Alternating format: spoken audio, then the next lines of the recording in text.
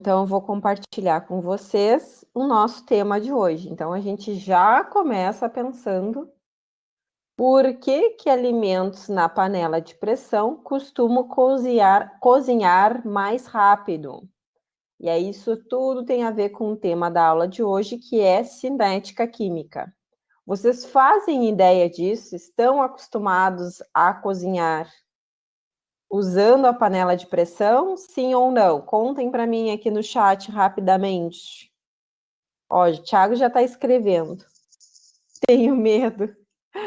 Quando eu saí de casa, eu aprendi a fazer feijão. Então, feijão é um exemplo, né? Então, não é que não dê para cozinhar feijão usando uma panela normal, mas leva muito mais tempo no caso do feijão, né? Com a panela de pressão, vocês acabam ganhando mais tempo. Então, a gente vai entender o porquê disso na aulinha de hoje. Então, bora lá começar. Então, quando a gente fala em cinética química, deixa eu pegar minha caneta aqui, a gente fala em paralelo, né? Na verdade, em conjunto, não em paralelo, em reação química. Então, a cinética, quando eu falo da palavra cinética, eu estou falando em velocidade. Professor, isso está me parecendo aula de física. Tem tudo a ver, tá? Então, cinética é igual a o quê? Velocidade. Então, o que é necessário, né, para mexer na velocidade de uma reação é o que a gente vai estudar hoje, vai ver os fatores que acabam influenciando a velocidade de uma reação química. Então, quando eu falo em reação química, eu falo na o quê? Lá no preparo de um bolo de uma nega maluca ou de um bolinho de laranja, quando vocês misturam os ingredientes, né, a farinha, os ovos, a manteiga, que mais? O fermento, vocês acabam tudo colocando num recipiente, né, numa bacia ou num pote, misturam aquilo e depois fazem o quê? Levam para o forno. Quando vocês colocam lá no forno, numa dada temperatura, por um determinado tempo, vocês estão fazendo uma reação química acontecer ali dentro, sabia? Se não sabiam, estão sabendo agora, tá? Então, quando outro exemplo de reação química, quando muitos acabam descolorindo o cabelo, né? O cabelo, pessoas que têm um cabelo escuro acabam optando por ficarem loiras por algum motivo, né? Quero fazer um diferencial. Para descolorir o cabelo, nada mais é do que uma reação química, tá? Então, a gente tem diversos tipos de reações químicas e a gente pode acabar mexendo na velocidade dessa reação química. Mas antes da gente falar especificamente sobre como mexer nessa velocidade, a gente tem que lembrar o seguinte, ó, que existem requisitos que são necessários para uma reação química acontecer. Por exemplo, afinidade química. Do que, professora? Dos reagentes, tá? O que são os reagentes? Então, vamos pensar lá. A gente tem uma substância aqui que eu vou colocar, que eu estou desenhando, que é uma base, mais um ácido. Então, eu tenho aqui essa base, que é o hidróxido de sódio, que a gente chama, mais um ácido, que nesse caso aqui é o ácido clorídrico. Muito bem. Quando eles, né, acabam sendo misturados numa determinada quantidade, eles formam o sal de cozinha, que é o tal do cloreto de sódio, mais a água. Então, isso é um exemplo de uma outra reação química, onde aqui, antes da seta, isso é só recapitulando, tá? Antes da seta, deixa eu pegar a caneta de outra cor, eu tenho os reagentes da reação, antes da seta, eu tenho os reagentes, e depois da seta eu tenho os produtos. Muito bem. Então, o que está escrito ali naquele primeiro tópico? Produtos. Eu preciso que exista uma certa afinidade entre os reagentes químicos utilizados, né? Pensando assim, ó, será que eles podem? Aí eu coloquei ali entre aspas, né? Podem se ligar? Se eles podem se ligar, eles têm afinidade, tá? Se eles podem se ligar, eles podem reagir entre si. Não havendo afinidade entre eles, aí já temos, né, que pensar que eles não vão ter afinidade química e eles não vão reagir. Então, isso é um dos requisitos. O segundo requisito é concentração mínima de quem? Dos reagentes. Cadê meu mouse, gente? Sumiu aqui. Ah, tá aqui. Então, concentração mínima dos reagentes. O que quer dizer isso, prof? Então, se eu preciso ter uma determinada concentração, que significa quantidade de hidróxido de sódio, que é um dos reagentes da reação, assim como eu preciso ter uma determinada quantidade do ácido. Então, se eu não respeitar essa determinada quantidade, eles não vão reagir, tá? Então, a gente pode pensar também num bolo. Vamos trazer para um exemplo do cotidiano.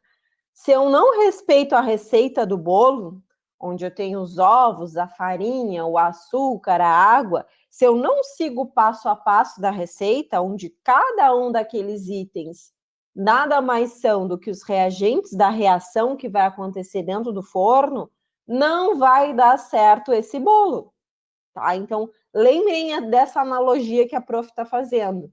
Eu preciso respeitar a quantidade, que nada mais é do que no mundo da química do que a concentração, a quantidade de ovos, a quantidade de farinha, a quantidade de açúcar e de outros ingredientes para que a reação seja um sucesso, para que a reação ocorra, tá? E o último requisito importante para vocês lembrarem é o seguinte, ó, tem que haver um choque efetivo, né? Ou seja, tem que haver uma colisão entre as moléculas. Então, gente, quando eu falo em moléculas, deixa eu apagar aqui e desenhar para vocês entenderem, resgatarem da memória, ó. Eu tenho, deixa eu ver uma outra cor, pegar a cor preta aqui. Muito bem. Então, eu tenho aqui, vamos pensar assim, ó, uma bolinha que eu vou chamar de H, que nada mais é do que o hidrogênio. Aí eu tenho outra bolinha, que eu também vou chamar de hidrogênio. Agora pensem que eu vou pegar uma terceira bolinha aqui, ó, que eu vou até pegar da cor azul, que eu vou chamar de O, que é o oxigênio. Então, aqui eu tenho três elementos. Ficou muitas bolinhas, né? Deixa eu escrever aqui, ó, oxigênio em azul, oxigênio. Então, eu tenho três bolinhas. Cada uma dessas três bolinhas é um elemento, é um elemento químico, tá? Quando eu junto essas bolinhas, eu vou ter o quê? Uma molécula. Então, quando eu penso, de novo a receita do bolo, quando eu penso nos ovos, quando eu penso na farinha, quando eu penso no açúcar, lá dentro de cada uma desses alimentos, eu tenho várias moléculas. Então, tem que ter um choque, né? Tem que ter uma colisão efetiva entre essas moléculas para que a reação ocorra. Então, assim, ó, pensem no ovo. Um único ovo, tá? Um único ovo. Vou desenhar o ovo aqui, ó. Tá? Dentro desse ovo tem várias moléculas de vários tipos de elementos químicos. Várias moléculas. Moléculas. Muito bem. Então, as moléculas do ovo vão colidir com as moléculas da farinha. Isso tudo tem que acontecer de forma efetiva para que a reação ocorra. Ai, caiu quase meu celular aqui, tá? Então, esses são os três requisitos básicos. Prof, isso vem no Enem? É comum vir no Enem? Assim, não é, tá? Esse é só um introdutório para a gente estudar cinética química. Agora, quando a gente entrar no passo a passo dos fatores que influenciam, daí sim, daí eu trouxe exemplos, exercícios para a gente fazer junto. Tá, então eu só vim ver aqui se tinham falado alguma coisa, por enquanto não, então vamos seguir o baile. Então tá aí, gente, aí estão os fatores que vão influenciar a velocidade com que cada uma das reações vão acontecer, tá? E aí esses fatores, quem tá com o caderno na frente, é bom anotar, Porque são dentro desses exemplos que eu vou dar a seguir que o Enem cobra, tá? Então, a gente tem ali, deixa eu ver quantos a prof colocou, 1, 2, 3, 4, 5, 6 fatores que influenciam. Então, vamos começar por esse aqui, ó, o estado físico dos participantes. Quem são os participantes? São os reagentes da reação. É quem a gente coloca para reagir, reagentes. Muito bem. Então, aí esse primeiro fator, ó, até escrevi aqui, ó, reagentes. O que a gente tem que pensar, ó? A gente tem os reagentes, né, que são as substâncias químicas, e quando eu falo substância química, tem que lembrar que é tudo que vocês estão vendo, o cimento que foi usado na construção da casa de vocês, a cozinha, toda a projeção da cozinha da casa de vocês nada mais é que um aglomerado de substâncias químicas, tá? Tudo que vocês olharem tem química, tá? Então não pensem só em coisas que não são palpáveis. Muito bem. Então a gente tem as substâncias em 3 estados físicos, ó, sólido, líquido e gás. O que está mudando de um estado físico para outro? Vou falar assim, ó, entre aspas, tá? A liberdade com que as moléculas se movimentam ali dentro. Vou botar liberdade. Como assim, professora? Olha aqui, por exemplo, de um caso em que a gente tem uma substância sólida. Não importa de que material é constituída essa substância, tá? Mas vamos pensar que ela tá, uma substância X está no estado sólido. Olha, cada bolinha que tem aqui é uma molécula. Então, essas moléculas, elas não estão se movimentando, elas estão quase que paradas. Elas se movimentam muito pouquinho. Então, elas estão ali, né, com pouquíssima liberdade para se movimentar. Quando a gente já muda para o estado líquido, então a gente sai do primeiro estado físico 1 e vai para o estado líquido, olha o que aconteceu na imagem. As moléculas dessa substância X já estão com liberdade para se movimentar. Agora, quando a gente compara com o terceiro estado físico, que é o gasoso, olha o que aconteceu. Aqui está se movimentando tem um monte de espaço entre as moléculas. Então, o que significa isso? O estado físico, né, seja ele sólido, líquido ou gasoso, de cada um dos reagentes vai influenciar. Em que sentido, prof? Quanto mais liberdade tiver, como mostra aqui, ó, no estado gasoso, mais vai reagir, mais fácil vai ser de fazer com que as moléculas, né, sofram colisão. Maior vai ser a velocidade dessa reação.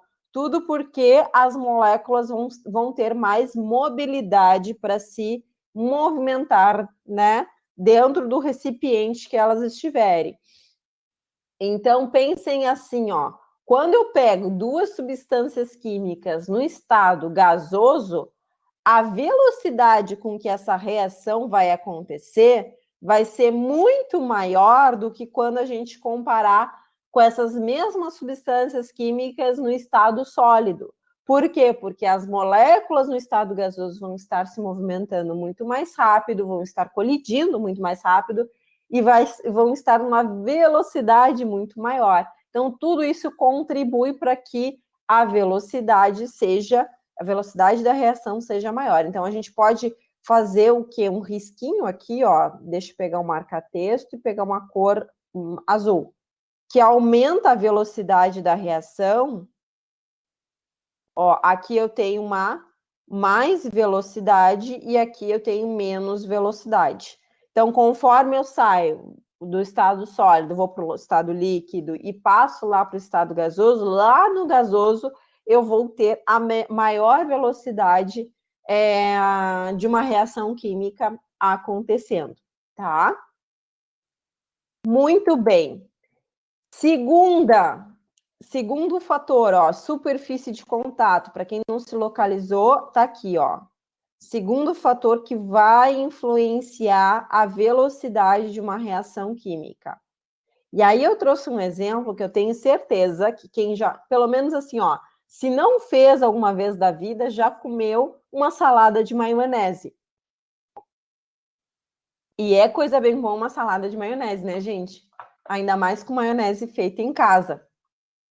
Então, eis que pergunto para vocês: quem é que vai cozinhar mais rápido? Então, o que a gente precisa para salada de maionese? Das batatas, né? Vamos esquecer a maionese por esse primeiro momento. Então, a gente, para fazer a salada, precisa que as batatas estejam cozidas. E tem duas formas de cozinhar: ou com as batatas inteiras, como mostra aqui na imagem 2, ou com as batatas cortadas, como mostra aqui na imagem. Ah, não está arriscando, que ali é amarelo. Deixa eu pegar uma outra cor, ó. Ou como mostra aqui na imagem 1, com as batatas cortadas. Qual é a situação que vai proporcionar um cozimento mais rápido? As batatas estando cortadas ou as batatas estando inteiras? O que vocês acham? Vou aí no chat ver as respostas de vocês. Olha aí, ó. A Luísa acha que é 1, a Tânia 1, Yasmin 1. Que mais? Gabi, Franciele, que chegou agora. Tiago, Juliane acha que é 1 também. É isso aí. É na 1 que vai cozinhar mais rápido. E por que será, né, prof? Nunca me fiz essa pergunta na vida. A gente já tem tantas perguntas para se fazer nessa vida, né? Opa! Então, gente, cozinha mais rápido na 1 e vocês estão certos. Por quê? Porque vocês aumentam a superfície de contato da batata. Então, a batata picadinha, ela vai estar com uma superfície de contato maior e aí a água vai conseguir, né, interagir de forma mais efetiva com essas batatas estando na forma cortada. Então, quando quiserem ganhar tempo cozinhando as batatas, pensem nisso. Descasquem, piquem as batatinhas e vocês conseguem cozinhar muito mais rápido essas batatas, tá? Isso tudo tem química. Isso tudo tem a ver com a aulinha de hoje, que é cinética química, ó. Aumenta a superfície, aumenta colisões das moléculas, lembrando que tem molécula na água, né? Tem molécula na batata, tudo é química, é um conjunto de moléculas. Então, aquelas moléculas vão se colidir mais, e aí isso tudo vai proporcionar um aumento da velocidade da reação, que é o cozimento da batata. Muito bem. Terceiro fator que vai influenciar a velocidade de uma reação química, a prof colocou aqui, temperatura. E essa aqui é muito fácil pensar, porque a gente tem muitas coisas que acontecem no nosso cotidiano também. Então, olha a reflexão que eu deixei ali, ó. Por que a gente coloca os alimentos na geladeira? Né? Por que cada residência tem uma geladeira para colocar os alimentos ali dentro? Para conservar, né? Conservar. Por quê? O que está por trás dessa conservação?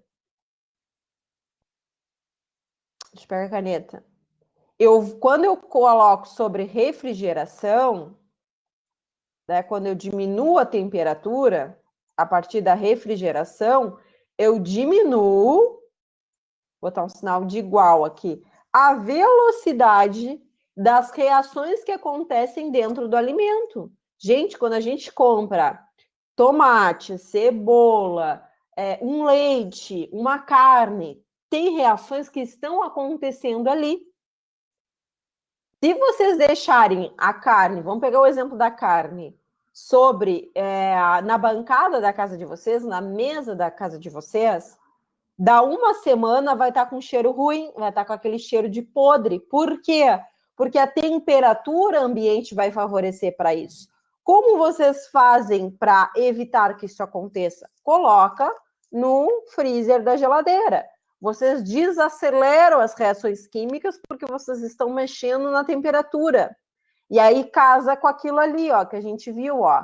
As moléculas vão ficar no estado sólido, vão se movimentar pouco, vão se mover muito pouco, vocês vão diminuir ali a possibilidade de colisão entre as moléculas dos alimentos, e aí vocês conseguem conservar os alimentos. Então, isso tudo está interligado, viu? Então, a temperatura é um fator que influencia. Então, olha só, agora vamos pensar o contrário. Vocês não querem que diminuir essa velocidade, vocês querem que essa velocidade aconteça mais rápido. Então, aí vocês aumentam a temperatura, porque aí vocês conseguem aumentar o movimento das moléculas, aumentar a energia cinética, aumentar a colisão das moléculas e, consequentemente, aumentar a velocidade com que a reação aconteça, tá? Vamos ao próximo, pressão. E aí temos aí um bom exemplo também, e aí casa com a pergunta inicial da aula. Deixa eu lá, botar lá. Para quem não viu, quem chegou um pouquinho atrasado, ó, o que a prof perguntou? Por que os alimentos na panela de pressão cozinham mais rápido? Por que o feijão na panela de pressão cozinha mais rápido? Por que a lentilha, o grão de bico, a própria batata, se quiser colocar na pressão, vai cozinhar mais rápido do que numa panela que não seja de pressão? Por que será? E aí aqui, ó, vamos a o exemplo. O que acontece quando eu uso algo sob pressão? Olha aqui, ó, eu tenho aqui nessa situação, eu estou, tá escrito aqui, ó, aumento da pressão. Por quê? Aí aqui tem uma imagem que eu achei legal lá na internet, ó. O que está acontecendo ali, pessoal? Eu estou diminuindo, quando eu faço uma pressão, eu estou diminuindo o espaço para as moléculas transitarem, para as moléculas se movimentarem. Quando eu comparo com essa outra situação onde está passando laser, ó, em que eu não tenho pressão, ó, eu diminuí a pressão, eu dei mais espaço para as moléculas se movimentarem, eu faço com que as moléculas se movimentem mais, mas o que acontece em contrapartida? Aqui, ó, para quem não... Aqui. Eu diminuo, eu tenho a mesma quantidade de moléculas. Numa situação em que tem pressão, que eu diminuo o espaço, eu obrigo essas moléculas a se fecharem, tá? Então, vamos pensar o seguinte, num gás. Um gás colocado dentro de uma panela de pressão, a água no estado vapor, vamos pensar assim, ela tem a mesma quantidade de moléculas do que eu colocasse numa panela que não fosse numa panela de pressão. Quando eu submeto essa água à panela de pressão, eu obrigo, por ter um espaço menor, essas moléculas colidirem mais vezes, um maior número de vezes. Quando eu comparo com essa outra situação aqui, tá? Em que não está sob pressão, tem um espaço maior para essas moléculas se movimentarem, eu diminuo a chance dessas moléculas se colidirem. Então, por isso que acaba aumentando a velocidade da reação.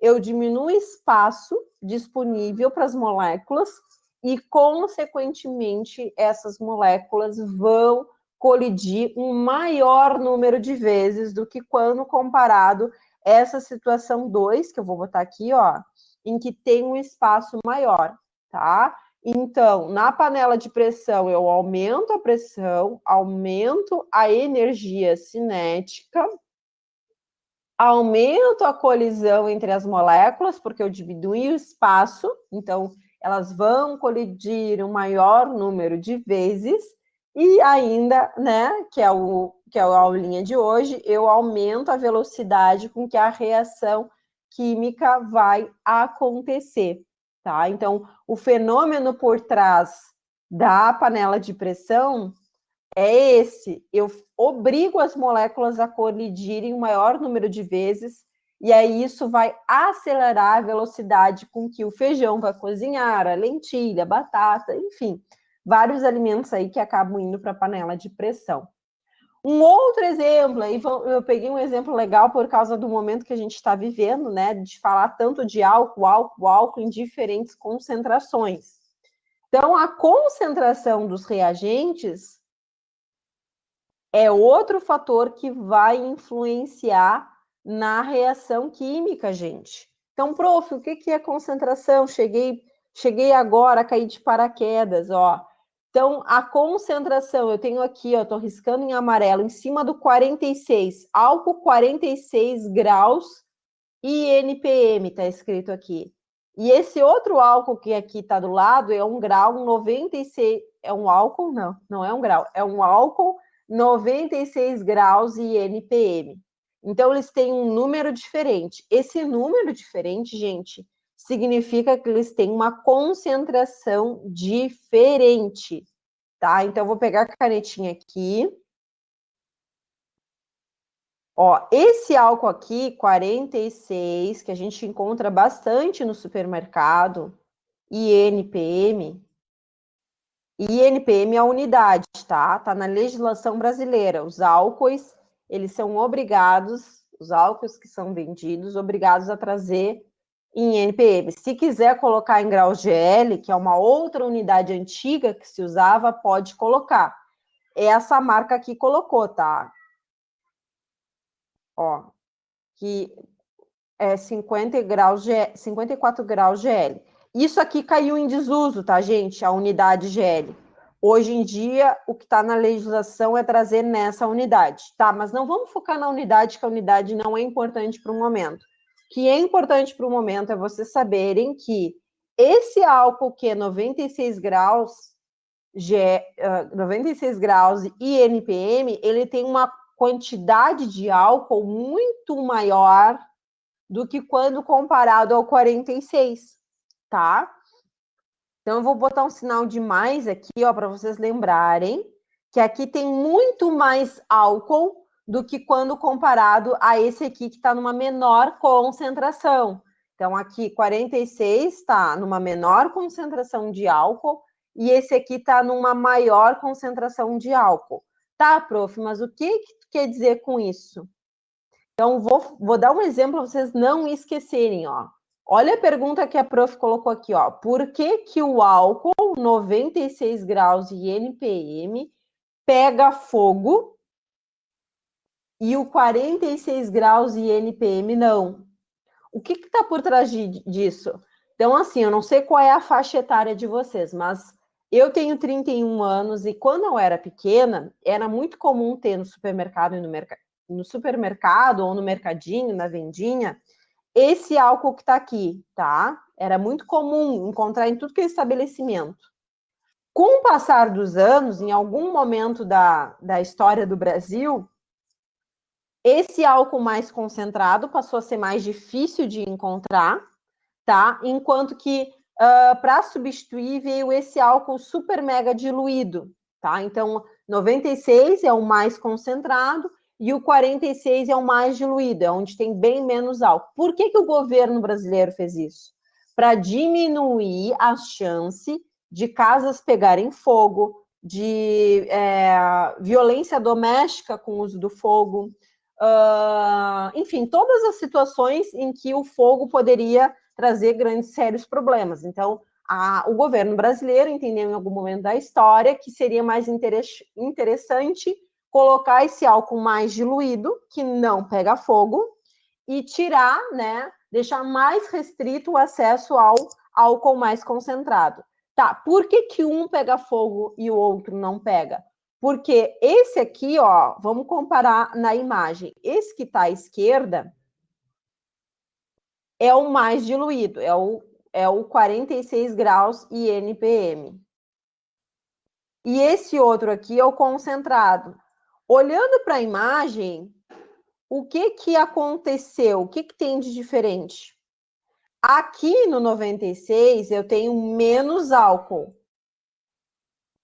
Dentro do frasquinho esse de plástico eu tenho menos álcool. Aqui eu tenho muito mais álcool. Então, olha só, o que a gente tem que pensar? Essas imagens que estão aparecendo aqui em azul e verdinho é as moléculas de álcool. tá? Vai ter álcool nos dois, só que aqui eu tenho uma concentração muito maior de álcool, muito maior. Eu tenho muito mais moléculas de álcool. Então, por eu ter muito mais moléculas de álcool, por estar muito mais concentrado o álcool ali dentro daquele recipiente, eu aumento o número de colisões, eu aumento a velocidade de uma reação, então, consequentemente, se eu disponibilizo para uma situação em que eu quero fazer pegar fogo, como num churrasco, para quem gosta de fazer churrasco, né? Quando eu estou disponibilizando esse álcool que está com uma maior quantidade de moléculas de álcool, eu vou ter eficiência, eu vou fazer com que a reação química aconteça e aconteça numa velocidade muito rápida. Pensando só nessa questão de pegar fogo, tá? De combustão. Agora, quando eu comparo com esse álcool 46 graus INPM que eu tenho, como mostra aqui na imagem, deixa eu pegar o laser, ó, uma menor quantidade de moléculas de álcool, fica muito difícil a reação química acontecer. Pensando no exemplo da combustão, da queima, do pegar fogo, tá? Então, quando vocês lembrarem de concentração, lembrem, coisas mais concentradas, onde eu vou ter uma maior quantidade de moléculas, eu vou ter mais eficiência, mais velocidade para a reação química acontecer, tá? Fiquem com esse exemplo do álcool na mente. Muito bem. Vamos ao finalzinho já, antes da gente entrar nas perguntas.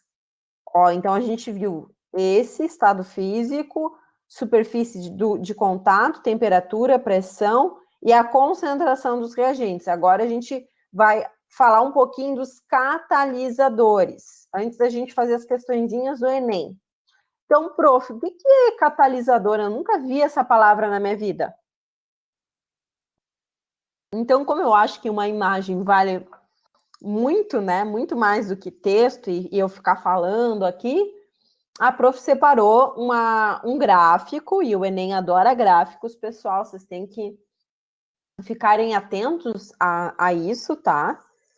Não só na química, como na física e na biologia, em que ele está comparando, então, eu tenho aqui os reagentes, e aqui os produtos é o que forma. O que está acontecendo, ó?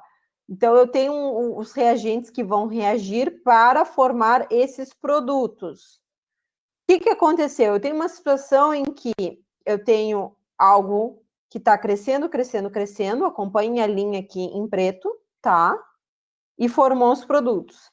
Aí eu tenho uma outra linha que está passando por cima da linha em preto, que está pontilhada em vermelho, que também vai formar os produtos, mas numa situação em que vai levar menos tempo.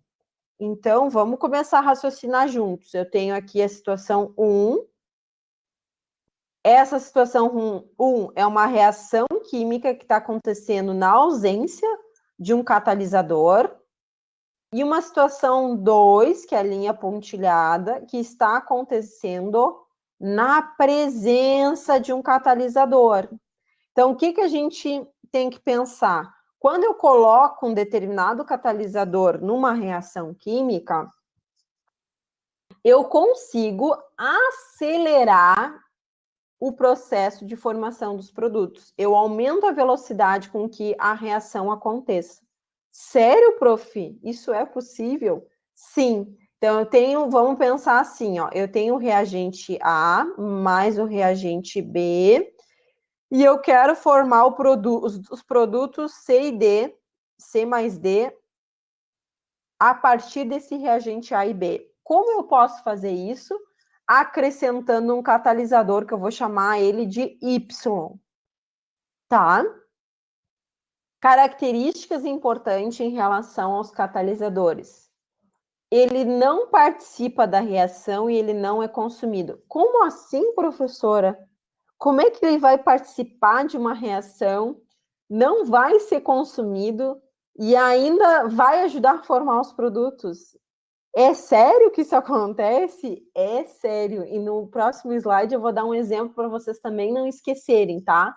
Então, olha que legal, a gente tem uma situação até que acontece no nosso corpo, não uma, milhões de situações que acontecem dentro do nosso corpo, em que eu quero juntar dois reagentes para formar produtos, e aí chega uma terceira pessoa na jogada, chega uma terceira substância química na jogada, que consegue fazer com que isso tudo aconteça de forma mais acelerada, mas ela não, depois que ela ajudou a fazer a reação química, ela cai fora, ela segue o baile, ela segue a vida dela, bonita, elegante, e não acontece absolutamente nada com essa substância Y, que é o catalisador aqui do exemplo, tá? Isso tudo, gente, ó, acontece porque o catalisador, o nosso amigo catalisador, ele diminui, que eu deixei aqui em vermelho, a energia de ativação. Energia de ativação, professora. Sim, aí eu vou falar que a gente vê isso em química, em biologia. Anotem aí, que é aquela energia mínima necessária para formar os produtos. Então, aqui, ó, bem aqui, onde eu estou desenhando, em bolinhas em vermelho, eu vou puxar uma linha reta. Então, toda reação química para acontecer, gente, ela precisa atingir uma energia mínima necessária para acontecer. Sem atingir essa energia mínima, ela não vai acontecer, tá? Então, numa situação, vou apagar aqui, tá? Para a gente poder explorar melhor o gráfico. Então, numa situação sem catalisador, ela leva o que eu vou riscar. Não vou riscar em vermelho porque pode ficar confuso. Vou pegar em roxo, ó. Numa situação sem catalisador, ela tem que crescer tudo isso, ó, de energia, ó. Tá aqui, ó. O eixo Y é energia. Então ela tem que vir. Chegou aqui, atingiu essa energia, tá? Quando eu tô falando atingiu essa energia, quem é que atingiu? Os reagentes A mais B. Então pensem nos reagentes A mais B colocados num recipiente, bonitinhos, eles têm que atingir essa energia mínima para que, ó, caia, forme os produtos, tá? Isso acontece numa situação sem catalisador. Numa situação com catalisador, também vai precisar atingir uma determinada energia.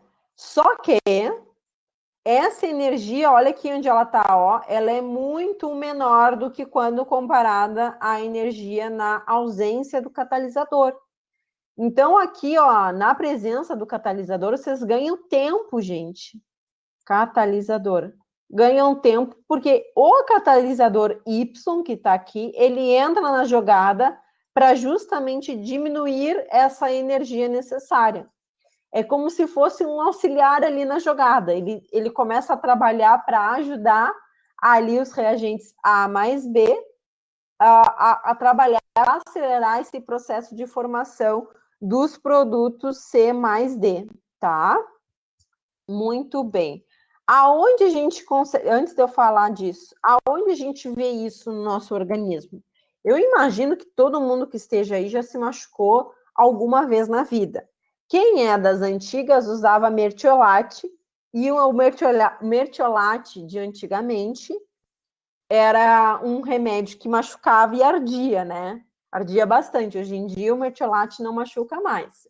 Mas também junto com o mertiolate, muita mamãe ou muito papai, enfim, quem criou vocês quando vocês eram crianças, pegava água oxigenada e passava em cima do machucado, do ferimento, e dizia assim, ó, vou passar água oxigenada para limpar, né? Para tirar os micro-organismos, bactéria, para dar uma, né? Deixar estéril ali, né? Isso se faz até hoje, viu, gente? E tá tudo bem fazer isso. Adicionar uma água oxigenada para limpar o ferimento. Olha que legal, ó. Então, aqui está a substância que a gente chama de água oxigenada, que é o H2O2, tá? Então, essa aqui é a água oxigenada. Água oxigenada. Opa, oxigenada. Muito bem. Quando a gente coloca, pessoal, sobre uma pele que está com ferida, vai formar bolhas. Agora, se a gente largar água oxigenada na ausência de ferida, numa pele que não está machucada, não forma bolhas. Cadê minha canetinha? Aqui. Não forma bolhas. Aí a prof coloca aqui um X em cima. Por que que um caso vai formar bolhas e no outro caso não forma, prof? Porque olha que legal, o nosso corpo tá. Então tem a ferida tem um sangue exposto. No sangue, pessoal, tem uma enzima, tá? Então, talvez vocês já tenham estudado enzimas com o pessoal da biologia. Mas se não estudou ainda enzimas, dá uma olhadinha no YouTube, no material que tem disponível na internet para entender mais a fundo o que são enzimas. Mas enzimas, ó, vou escrever aqui, ó, nada mais são que catalisadores. A gente vem falando de catalisadores. Tá? Então, enzimas nada mais são do que catalisadores. Eu vou escrever aqui embaixo, ó, catalisadores. Aí, lá no sangue, catalisador. Lá no sangue tem um catalisador, ou seja, tem uma enzima que é chamada de catalase, por isso que eu coloquei o nome aqui, ó, catalase. E aí ela, gente, o que ela faz? Tu larga a água oxigenada em cima da ferida que tem sangue, a catalase, ela vai acelerar o processo de desinfecção do ferimento, né? Vai ajudar a limpar mais rápido o ferimento. E aí, por ter essa enzima, é ela que é responsável, no momento que ela faz a reação química acontecer mais rápido, por formar essas bolhas, que é o que está aqui, ó, na imagem que a prof colocou aqui do lado. Então, a gente tem a enzima. Deixa eu pegar de outra cor aqui para ficar melhor para vocês visualizarem. Ó, a catalase, na presença de catalase, vai formar bolhas e na ausência de catalase, dessa enzima, não forma bolhas. Então, a gente tem enzimas que nada mais são que catalisadores no nosso corpo. Esse é só um exemplo, tá? Então, é devido à presença dessa enzima que a reação química acontece mais rápido, que a formação de bolhas acontece mais rápido, tá?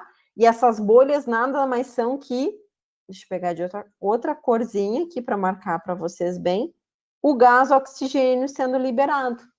Então, as bolhas são gás oxigênio sendo liberado? São, mas tu só consegue visualizar essas bolhas de gás oxigênio rápido, quando vocês colocam sobre o ferimento, porque tem a presença do catalisador ali no sangue, que é a enzima catalase, tá?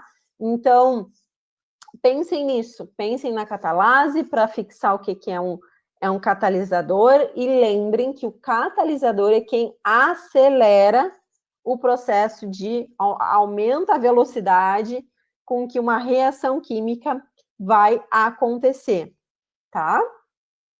Para finalizar, antes da gente ir para os exercícios, falando ainda um pouquinho de catalisador, ó. Então, a prof vem falando, ó, a gente tem o reagente A, ih, ficou feio meu A, pera aí que eu vou desenhar de novo.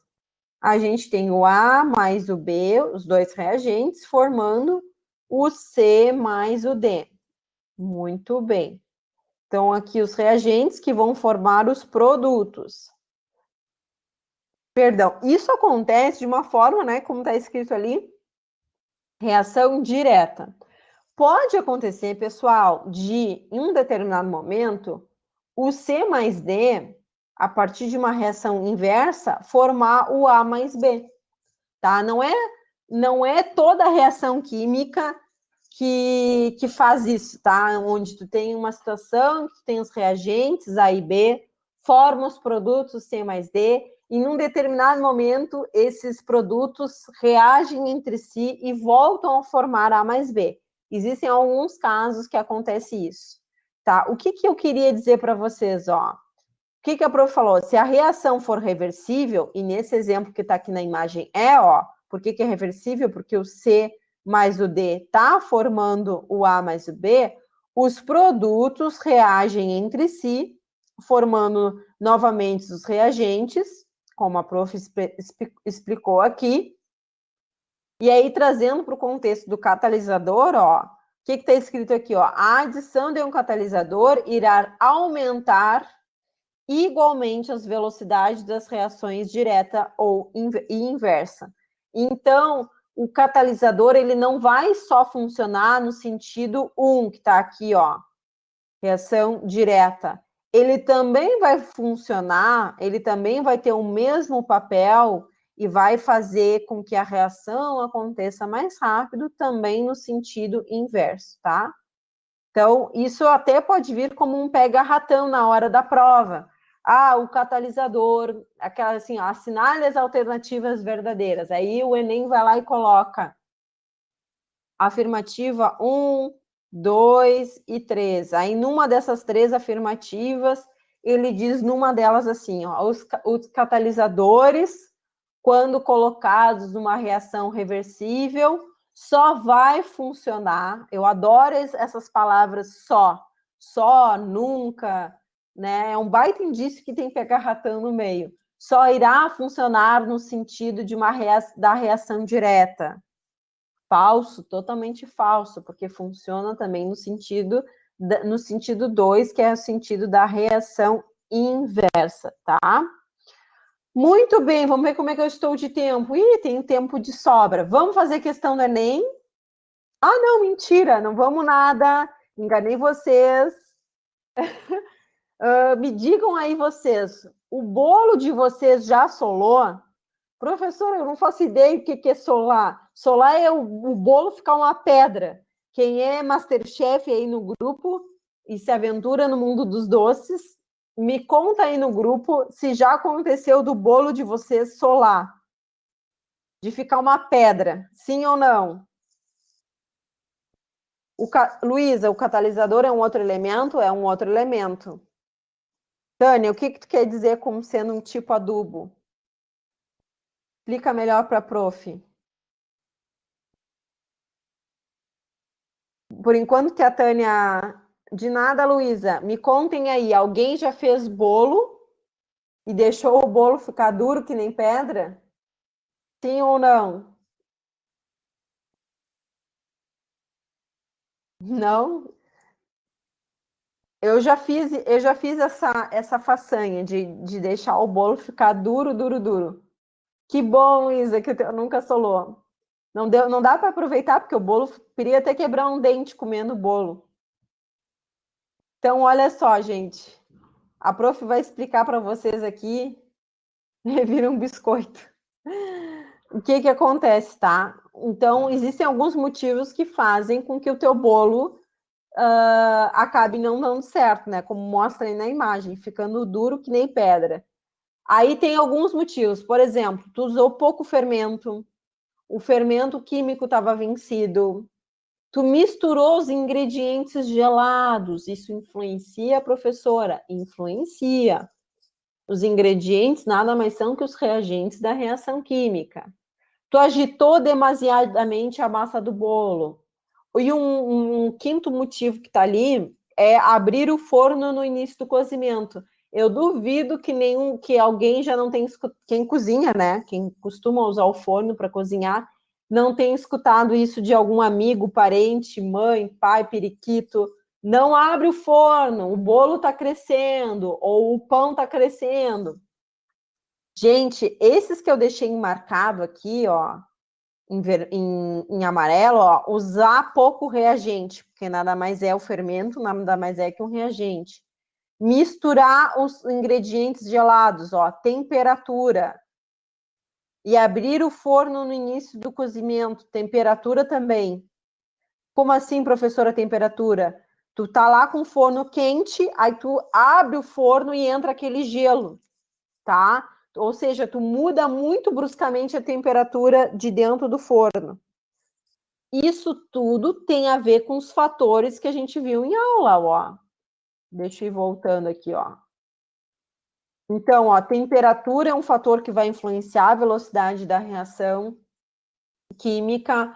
Usar a concentração dos reagentes, ó, não usar a quantidade de fermento certo. Isso tudo tem a ver com a velocidade da reação química. São fatores que vão influenciar a velocidade da reação e que se tu fizer isso, né, mexer esses fatores de uma forma que não seja legal, que seja inadequada, não vai dar certo a tua reação química. Então, lembrem da prof e da parte de cinética química, lembre da história do bolo, do que leva um bolo a solar. Aí, quando vocês vão chegar para explicar para alguém sobre isso, diz assim, tem tudo a ver com a aula de cinética química, isso é pura cinética química. Mostrem que vocês são entendidos no assunto. Muito bem. Então, aqui a prof quis trazer um exemplo para vocês, e agora sim, vamos às questões do Enem. Então, o que a gente tem aí, ó? Enem de 2010, segundo dia. Alguns fatores podem alterar a rapidez das reações químicas. A seguir, destacam-se 3 exemplos no contexto da preparação e da conservação dos alimentos. 1. A maioria dos produtos alimentícios se conserva por muito mais tempo, quando submetidos à refrigeração. Ó, a prof falou sobre isso. Esse procedimento diminui a rapidez das reações que contribuem para a degradação de certos alimentos. Qual é o fator que está aqui em 1, pessoal? Temperatura, concentração ou superfície de contato? Nesse primeiro exemplo, já vamos indo fazendo juntos. Muito bem, estou gostando de ver. Temperatura. Já volto para ti, tá, Tânia? A prof só vai fazer esse aqui. É temperatura, então já vamos lá marcar que esse primeiro exemplo aqui é temperatura. Temperatura. Muito bem. Segundo, um procedimento muito comum utilizado em práticas de culinária é o corte dos alimentos para acelerar o seu cozimento, caso não se tenha uma panela de pressão. O que tem a ver? Que fator é esse lá na cinética química que a gente viu? Tu tá mexendo na superfície de contato, na temperatura ou na concentração dos reagentes? Hein? O que será que é? Vou aí ver vocês. Boa! Superfície de contato. Estou adorando ver vocês participarem. É isso aí, ó. Vocês estão mexendo na superfície de contato. Então, vou botar um SC aqui. Superfície de contato. Terceiro, na preparação de iogurtes, adicionam-se ao leite bactérias produtoras de, olha a palavra-chave, enzimas, que aceleram as reações envolvendo açúcares e proteínas lácteas. O que tem a ver com enzimas que a prof ficou horas falando? É o fator concentração, é o fator catalisador ou concentração? Ah, essa tá barbadinha. Vou aí ver vocês. Boa, gente, catalisador, ó. Vocês estão 10, hein? Mandando muito bem. Vou marcar aqui, ó. Então, qual é a alternativa dessa questão? Vamos lá. A primeira é temperatura. A segunda é superfície de contato e a terceira é catalisador. Então, a alternativa certa dessa questão é a letra C. Vamos fazer a última, e aí eu vou ali para responder a dúvida da Tânia, tá? Enem 2013, segundo dia. Viu como não é difícil? Quando a gente correlaciona com várias situações do nosso cotidiano. A hematita, aí ele traz em parênteses o que é essa hematita, né? Tem um alfa tracinho Fe2O3, tá? Fe é ferro e O é oxigênio. E esses numerozinhos que estão aqui, ó, é a quantidade com que tem de ferro e oxigênio nessa hematita. Além de ser utilizada para a obtenção do aço, também é utilizada como um catalisador de processos químicos, como na síntese da amônia, importante matéria-prima da indústria agroquímica. Muito bem. O uso da hematita viabiliza economicamente a produção da amônia, por quê? Por que será? Letra A, aumenta o tempo do processamento da reação, diminui a energia de ativação da reação, aumenta a variação de entalpia da reação, aumenta a quantidade de produtos formados, ou letra E, diminui a rapidez da reação. E aí? Então, a gente tem a hematita, aí ele fala ali, além de ser utilizada pela obtenção do aço, é utilizada como catalisador, olha a palavrinha-chave, de processos químicos, como na síntese da amônia. Importante, na indústria agroquímica. O que um catalisador faz, gente? Vamos ver qual é a alternativa ao que vocês estão falando aí no chat. B, vamos lá, vamos ver. Muito bem, a letra B, gente, letra B, viu? Opa, deixa eu marcar aqui. Letra B, diminui a energia de ativação da reação. Mandaram bem, hein? Mandaram super bem, tá? O que a prof deixou aqui? Eu vou passar para o coordenador para ele colocar no grupo, no drive, eu acho que está rolando um drive, né? Para disponibilizar esse material para vocês. Que existe uma outra parte da cinética química que não dá tempo da gente ver em uma única aula, mas eu deixei vídeos no YouTube indicando onde vocês podem buscar essas informações extras em relação à aula, à aulinha de hoje. Obrigada por quem está aqui, por quem chegou depois, espero que vocês tenham gostado da aulinha. Tá bem? Deixa eu ver o que a Tânia falou aqui para mim, no começo da explicação. Tá, em relação à última parte ali dos catalisadores, Tânia, realmente, tá? Ele não é um produto, tá? Ele é um reagente, tá? Produto é o que se forma, ele entra na reação química para ajudar a acelerar o processo de formação dos produtos, mas ele não é um produto, ele não vira um produto, ele vai embora, segue a vida dele para participar aí de outras reações químicas para ajudar, tá? Dá para tu pensares assim. Obrigada, gente. Que bom que vocês gostaram, viu? Um beijo no corações de todos. Espero vocês para a próxima semana. Quer dizer, na próxima semana não sou eu, é outro prof de química, tá? E fiquem bem, cuidem-se, bebam água e boas próximas aulas aí no decorrer da semana para vocês, tá? Prazer estar com todos. Beijo. Tchauzinho.